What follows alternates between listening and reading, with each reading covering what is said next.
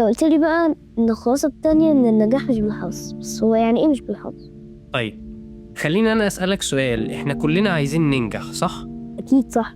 عايز أقول لك بقى إن النجاح عمره ما كان بإن أنا أتمنى إن أنا أكون ناجح وبس وأفضل قاعد، أو إن أنا أستنى زي ما بنقول كده الحظ إنه يجي لحد عندي عشان أبقى شخص ناجح. لكن النجاح ليه طرق لازم تاخدها في الحسبان علشان خاطر تقدر توصل لها. خلينا ألخص لك الخلاصة التانية في كلمتين 2 بس: السعي والعمل. يعني ايه السعي والعمل؟ انت عندك هدف زي ما اتكلمنا قبل كده، فالهدف ده عشان اوصل له لازم اسعى له، يعني لازم اتحرك له، ولازم اشتغل ويبقى عندي عمل ومجهود ببذله علشان اوصل للهدف ده. طب ممكن توضح لي اكتر عشان الموضوع معقد شوية؟ طيب خليني ابدا معاك إن ربنا قال في القرآن: وأن ليس للإنسان إلا ما سعى. يعني النجاح والرزق دايما هتلاقيهم مربوطين بنسبة كبيرة في السعي. أنت في المدرسة عندك هدف إن أنت تنجح وتجيب درجات وتطلع الأول، وأنت رسمت لنفسك هدف صح؟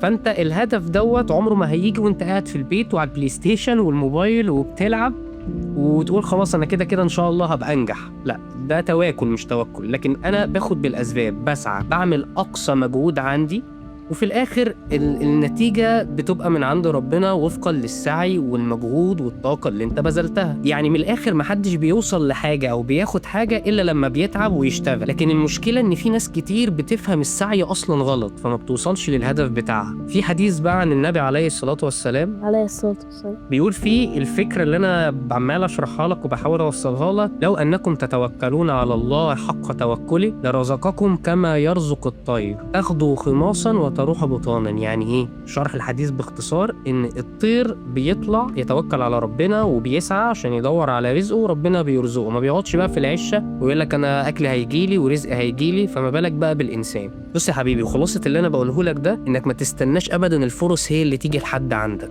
أنا في حياتي كلها كنت دايما بسعى إن أنا أحقق الفرصة، ولو جات لي فرصة إزاي أستغلها. اشتغل، اجتهد، حاول دايما تخلي نيتك إنك تقدم حاجة كويسة ربنا يكون مبسوط بيك. لأن النجاح الحقيقي زي ما أنا قلت لك مش بس في الدنيا، لا ده كمان في الآخر. فأنت لازم تسعى لده من خلال نجاحاتك اللي موجودة في الدنيا والخير اللي أنت بتقدمه من خلال الهدف اللي أنت حطيته لنفسك.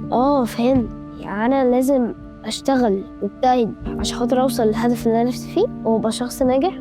أيوه بالظبط كده يا حبيبي. طب ايه بقى الخلاصة التالتة؟ الخلاصة الثالثة هي أهم وأقوى مفتاح يوصلك للنجاح.